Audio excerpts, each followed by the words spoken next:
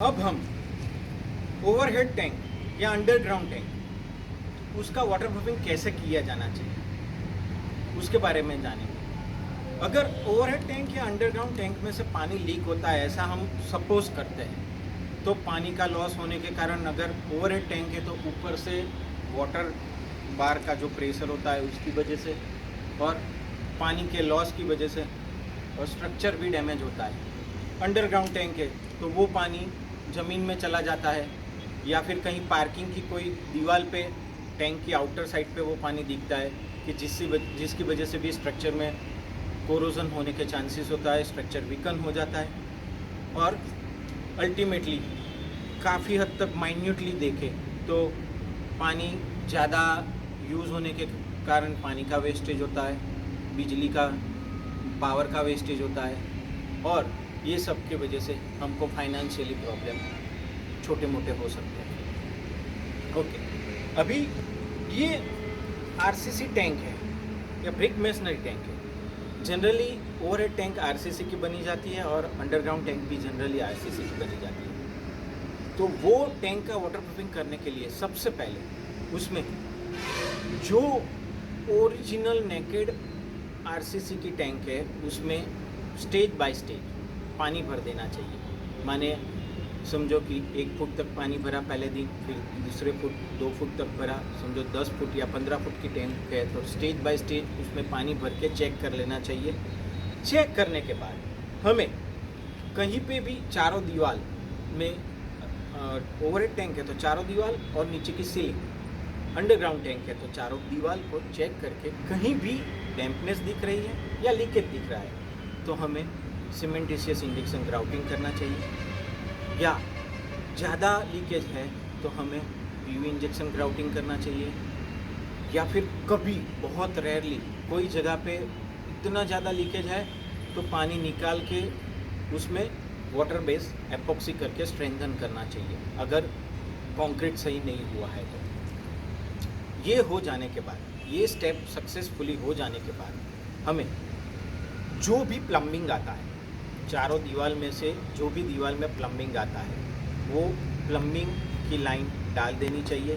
जैसे हम अभी नारोल के पास में, जैसे मैंने आपको बताया, G+5 वाले एक बिल्डिंग में खड़े हैं, उसके टैंक के नीचे के गाले में मैं खड़ा हूँ। यहाँ डाउनटेक पाइप आ रही है, आप देख सकते हो टैंक में से ये पाइप आ रही है। ऐसी कोई भी प्लम्बिंग की लाइन है तो वो प्लम्बिंग की लाइन पहले हो जानी चाहिए वाटर प्रूफिंग करने से पहले। ऐसी ही दूसरी लाइन इसके ये विंग में जैसे है ऐसे दूसरी विंग में भी दूसरी दीवार में से, इसकी मिरर दीवार में से मिरर साइड पे भी ऐसी डाउनटेक पाइप जा रही है। वो सब पाइप का पहले इंस्टॉलेशन प्लम्बर से हो जाना चाहिए। फिर हमें क्रैक फिलिंग करनी चाहिए, माइन्यूटली क्लीनिंग करके अंदर मैनहोल कवर में से अंदर जाके अंडरग्राउंड टैंक या ओवरहेड टैंक में माइन्यूटली क्लीनिंग करना चाहिए।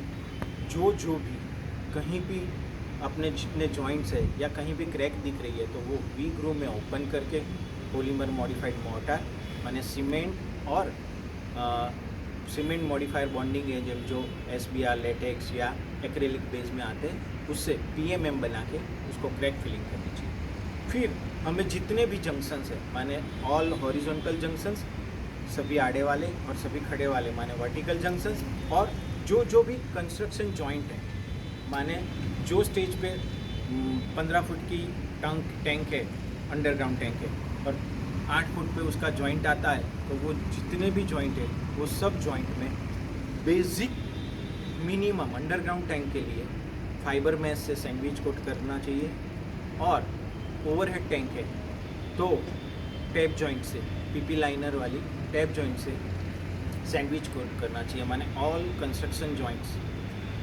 कोल्ड जॉइंट्स और कंस्ट्रक्शन जॉइंट जितने भी जंक्शंस आते हैं वो अच्छी तरह से हमें टैप जॉइंट कर देना चाहिए। उसके ऊपर हमें फिलेट या वाटा अच्छा बना देना चाहिए जिससे वो टैप जॉइंट या फाइबर मेश का जो भी जॉइंट हुआ उसका एक्सपेंशन कॉन्ट्रैक्शन हो और वो उसके ऊपर टिका रहे, माने वहाँ से डीबॉन्ड होने का चांसेस कम हो जाए। फिर जो भी बोर होल जैसे मैंने आपको बताया वो सब बोर होल को अच्छी तरह से नॉन स्रिंक फ्री फ्लो सीमेंटेशियस ग्राउट से भर देना चाहिए। उसके इंटरनल साइड जो पॉजिटिव साइड जहाँ से पानी लीकेज होता है, माने पानी की पॉजिटिव साइड है, वहाँ हम सीलेंट भर सकते हैं या फिर वहाँ भी टैप जॉइंट कर सकते हैं या एपोक्सी पुट्टी या मोर्टार भर सकते हैं, जिससे बाद में प्लम्बिंग की फाइनलाइज लाइन होने के टाइम पे जब टी जंक्शन लगा के प्लम्बर काम करता है तो वो मूवमेंट के टाइम पे वो जॉइंट डीबॉन्ड नहीं होए या वहाँ गैप नहीं होए और हमारा टैंक का लीकेज होने के चांसेस 100% क्योर हो जाए। ओके, अभी हमें ये जो भी वाटर प्रूफिंग कर रहे हैं टैंक, अंडरग्राउंड टैंक या ओवरहेड टैंक में, तो हमने अभी तक सिर्फ क्लीनिंग किया, क्रैक फिलिंग किया, टैप जॉइंट किया और फिलेट किया और बोरहोल पैकिंग किया। माने वाटर प्रूफिंग का बेसिक प्रिपरेशन करके सब काम कर लिया। अभी हमको एक्चुअल वाटर प्रूफिंग करना है, उसमें कौन कौन से पैरामीटर याद रखने चाहिए। जैसे कि ये टैंक है तो सबसे बड़ा पैरामीटर ये है कि यहाँ 24/7 365 डेज़ पानी रहने वाला है, इसीलिए ये एक बार ऑपरेशन मोड में आ जाता है।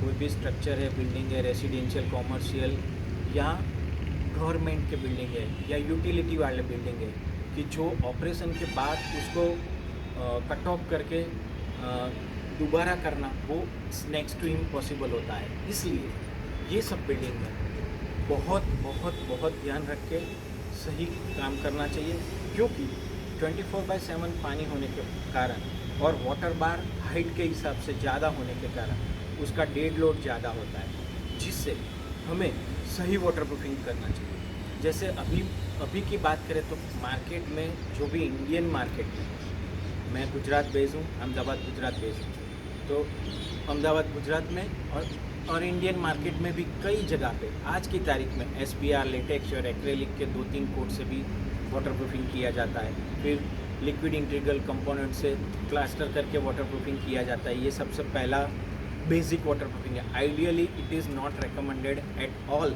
इन any kind of underground water tank और overhead water tank. Overhead water tank या अंडरग्राउंड वाटर टैंक में सीमेंट मॉडिफायर बॉन्डिंग एजेंट से वाटर प्रूफिंग करना नहीं चाहिए। अभी हो रहा है पर बाद में ये अभी सस्ता लगेगा, बाद में ये बहुत दिक्कत करता है। आइडियली सेकंड ऑप्शन ऐसा होना चाहिए कि 2 कंपोनेंट सीमेंटेशियस वाटर प्रूफिंग कोटिंग से उसका कोट करने चाहिए, उसके 2 कोट करने चाहिए। तीसरे ऑप्शन में उससे एक हायर कैटेगरी में आप पहला वाला प्राइमर कोट कर सकते हो, फिर फाइबर मैश लगा के 2 कंपोनेंट के 3 कोट 5 लेयर सिस्टम से कर सकते हो। ये सबसे बढ़िया वाटर प्रूफिंग है। क्रिस्टलाइन के 3 कोट चौथे ऑप्शन में आप कर सकते हो। 5वें ऑप्शन में आप बिटुमिनस कोटिंग कर सकते हो, उसके 3 कोट करके सैंड स्प्रिंकल कर सकते हो। छठा ऑप्शन तो one of the best and booming option right now, आप सिंगल कंपोनेंट PU से उसके 2 से 3 कोट करके यानी प्राइमर और 2 कोट करके उसका वाटर प्रूफिंग कर सकते हो। माने आप ये 6 तरीके से वाटर प्रूफिंग कर सकते हो। सबसे पहला वाला जो ऑप्शन है वो जहाँ तक अवॉइड हो सके वहाँ तक अवॉइड करना चाहिए। बाकी 2 कंपोनेंट कोटिंग वाला जो दूसरा ऑप्शन है that should be also fine. Primer और 5 लेयर सिस्टम नेट के साथ वो सबसे बढ़िया ऑप्शन है। क्रिस्टलाइन का ऑप्शन भी काफ़ी बढ़िया है। बिटुमिनस के भी कोटिंग कर सकते हो और उसके अलावा आप PU कोटिंग। ऐसे 6 ऑप्शन में जनरली आज की तारीख में पूरे इंडिया में ऑलमोस्ट वाटर प्रूफिंग ये होता है। थोड़ा हायर बढ़िया सा करना हो तो at the time of construction, समझो ये बिल्डिंग 8-10 साल पहले बना है, तो उस टाइम पे हमको at the time of pouring इसमें इंटीग्रल वाटर प्रूफिंग कंपाउंड डाल सकते हैं या क्रिस्टलाइन के RCC पोरिंग के टाइम पे क्रिस्टलाइन का इनबिल्ट एड मिक्सचर डाल के इसका वाटर प्रूफिंग कर सकते हैं। तो पहले टाइम से भी बहुत बढ़िया हो गया और आपने वाटर प्रूफिंग किया, माने आपकी सर्विस लाइफ आपको 20 से 25 साल टंकी की मिल सकती है। ओवरहेड टैंक है तो भी और अंडरग्राउंड टैंक है तो भी। अभी ये पूरा अपना वाटर प्रूफिंग सिस्टम हो गया, माने चारों दीवार टंकी की, चारों दीवार और बेस को पूरा आपने बॉक्स पैक करके उसका वाटर प्रूफिंग जो भी system as per the techno commercial aspect के हिसाब से आप जो भी बढ़िया सा प्रैक्टिकली सूटेबल होता है वो सिस्टम एडॉप्ट करके आप कोटिंग किया उसके बाद हमें फ्लोर लेवल पे नॉन वोवन जियो टेक्सटाइल बिछा के उसमें इंडिया वाटर प्रूफिंग या ब्रिक बेड कोबा करना चाहिए। और वॉल पे समझो वॉल पे liquid integral water proofing compound डाल के 1:4 में प्लास्टर करना चाहिए। अभी हमको अंदर 2 ऑप्शंस होते हैं। अगर हमें उसके ऊपर CFTRI अप्रूव्ड कोटिंग करना है तो हमें डबल कोट प्लास्टर करना चाहिए।